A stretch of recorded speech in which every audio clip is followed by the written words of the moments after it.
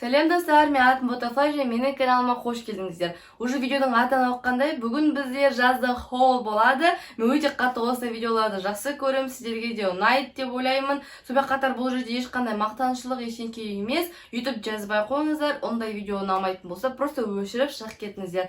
Заттар өте қатты көп емес, бірақ та өте көп адамдар қайдан алдың, наны қайдан алдың деп Инстаграмда дайректке өте көп сұрайды. Бәріне бөлек-бөлек жауап бермей, осылай видео түсірейін деп шештім. Сондықтан да барлықтарыңызға ұнайды деген ойдамын. Сонымен қатар бұл жерде осы жылы емес, арғы жазда алған заттар да болады. Өйткені арғы жазда мен жазда хол түсірген жоқпын, бірақ көбісі сол көйлектерді мен қазір киіп жүрсем де қайдан алдың деп сұрайды. Мен бір влогта айтып кеткен болатын. Бұлай бөлек түсірген жоқпын. Сондықтан да осы видеоға да мен бір затын қостым. Ештеңе кетпейді деген ойдамын. Бірінші көйлек осындай шифоновый көйлек, ұзын, көріп тұрғандарыңыздай, иықтары ашық, қызыл, сонымен қатар пальманың мынандай суреттері бар. Мен бұл көйлекті Иссык-көлге киіп бардым. Барлығы өте күшті, әдемі деп жазды. Бұл көйлекті мен Бұл көйлекті мен Катоннан алдым. Бағасын шыны керек ұмытып қалдым, бірақ та әлі де кажется Катонда бұл коллекциялар бар. Денеде прям өте күшті, прям құйып қойғандай әдемі болып тұрады. Екінші көйлек қайтадан қызыл түсті, қайтадан Катон магазиннен. Бірақ та бұл қазір бұлай түсініксіз шығар, оны бұлай байлап киеді белінен. Бұл көйлекті де менде дайректте көбісі сұрайды.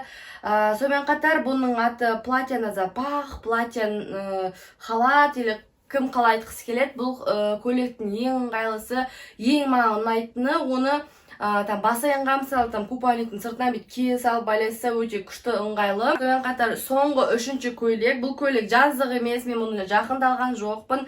Мен мұны арғы жылы алған болатынмын жазға.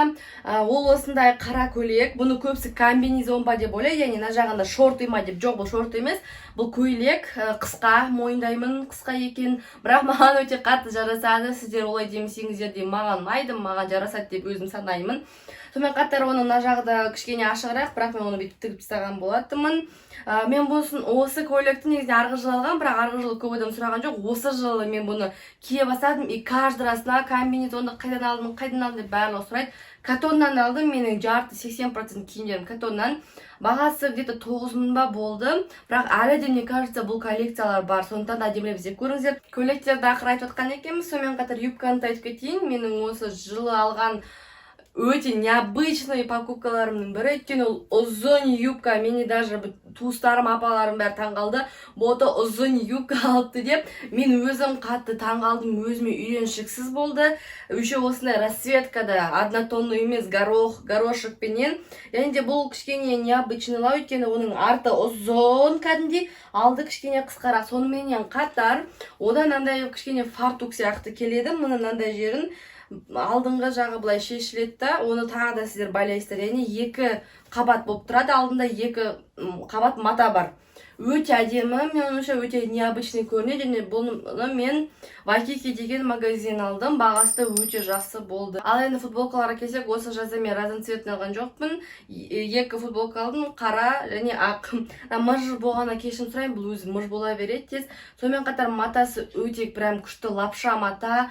Және де бұны мен Вайкики магазин алдым, бағасын бәрін экраннан көріп тұрсыздар. Сондай денеде легкий тұрады. Және де бұл футболканы маған мама көрді, киіп көрді. Мен бұндай маған футболка жарасады деп ойлаған жоқпын, бірақ та прям өте күшті футболка, матасыз да күшті. Негізінде разноцветный әртүрлі футболкалар алғаннан гөрі осындай кейде базовый футболкаларды қарастырып көріңіздер. Өйткені бұлар прям любой күні, любой кезде киіп кетуге просто ең күшті нәрсе. Мен осы покупкама өте қатты қуаныштымын. Айтқан екінші футболка, маталары кішкене ұқсас, мынау кішкене сәл-пәл ғана қалыңдау, тоже лапша мата, және де оның мынандай жерінде вырезі бар. Сонымен қатар бұл кішкене созылмайды, анау кішкене созылып тұрады, бұл тік тұрады. Бұны мен Катон магазин алдым. Бағасы нақты тұр, ұмытып қалдым, бірақ өте арзанырақ болғанын білемін. Тоже өте әдемі, прям денеңді сразу әдемі қылдырып арақ көрсетеді. Сондықтан егер де прям арақ көрінгісі келетін қыздар болса, Катонға кіріп осындай футболканы көріңіздер. Жалғыз соңғы джинсы, ол менде ақ джинсы. Бұны маған пожалуйста, бота киіп көрші, ал саған күшті жарасады деп кигізді, алғызды. Осындай прям аппақ джинсы, менде ешқашанда аппақ джинсы болған емес. Бағасы әлі этикеткасы жыртылған жоқ, оны киген жоқпын. 6.990 теңге болды. әлі кимедім, қайталап айтқанда, бірақ мама маған жарасады, саған күшті жасады дейді. Енді бір күні киіп көрем, просто маған ақ джинсы киген үйреншіксіз, всегда қара джинсы, көк джинсы киіп жүргендіктен үйреншіксіз. Мен ойланып отырып, қандай көйлекті ұмытып кеттім десем, өзімнің үстімдегі көйлекті ұмытып кетіппін. Бұл көйлекті де прям барлығына ұнады. Сонымен қатар маған да көп тұрғандарында спорттық стильдері салынған, өте жеңіл, матасы лапша. Және де бұны мен қателеспесем Вайкикиден алдым. Инстаграмда осы көйлекті соңғы покупкалардың ішінде бәріне қатты ұнады. Ал енді аксессуарларға келетін болсақ, ол біріншіден шляпа. Бұны да арғы жылы көрдіңіздер. Бұл мен бұны Минисодан алдым, 2000 теңгеге ма қателеспесем. Мен осындай прям соломкадан жасалынған, қалай айтсам, соломканы қазақша ұмытып тұрмын. Сондайдан салған шляпаны алғым келді, чтобы пляжда жүретіндей. Бұл жолы пляжға ешқайда бармайтын сияқтымыз. Бірақ арғы жылы мен екі рет пляжға бардым, сондықтан да мен әдейі іздеп алған болатынмын.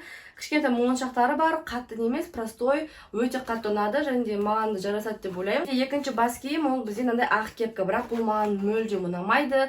Мен оны алдым, бір рет базардан алдым, барахолкадан. Маған ақ кепка керек болды, любой жазуменен, мен Фила деген жазумен алдым, бірақ та негізінде басқа жазумен таппадым, бірақ маған срочно ақ кепка кигім келді, прям не могу кигім келді қатты. Сосын ала салған болатын барахолкадан, тоже 1700 ба 2000 болды, бірақ ұнамай тұрған басында, бірақ ала салдым. Потом ол өте качествосы өте жаман, өйткені мен бір рет кидім, потом қойып қойдым ба, сумкаға салдым ба, инандай жері, короче, мыжылды ма, формасын мүлдем сақтамайды, вот қараңыздар, ужас. Баста да дәл солай өте әдемі емес, жаман болып тұрады, сондықтан да бір рет кидім, одан кейін мүлдем киілмеді. Мен қатар жаз очкилерсіз жаз емес, менде осы жылы мынандай очкиді влогтан көрдіңіздер, мынаны алдыңғы жылы алған болатын. Мынаны да әдейі пляждар үшін алған болатынмын. Мынандай жүректері бар. Мен мындай американский блогерларда көремін, мынандай жерінде пальмалар менен суреттерге түскен. Әрине пальмалармен әлі суретке түскен жоқпын, бірақ сондай жазық, прям күшті очки. Екіншісі, мен айтқандай супер модный, прям андай фэшн болып жүретін очки алғым келді, өйткені менде очки жоқ екен. Сондықтан да вот мындай жазулармен алдым. Мынау енді өте ауыр, өте қатты темірден жасалынған, бірақ маған өте қатты ұнайды, өте необычный. Достар, осымен мен жаздық покупкаларым бітті. Жазға мен дайындығым пока что осындай. Әрине заттар көп емес, бірақ та сіздерге аза болсын, пайдалы болды. Мен сіздерге кеңестері магазин бойынша ұнады деп ойлаймын. Және астына жазып кеттіңіздер, сіздер жасадыңыздар ма хол, сіздерге осындай хол видео ұнайды ма? Мен барлығы міндетті түрде оқитын боламын. Сіздермен бірге болған мен Butterfly. Видеоға лайк қойып, каналға жазылуды ұмытпаңыздар. Всем пока!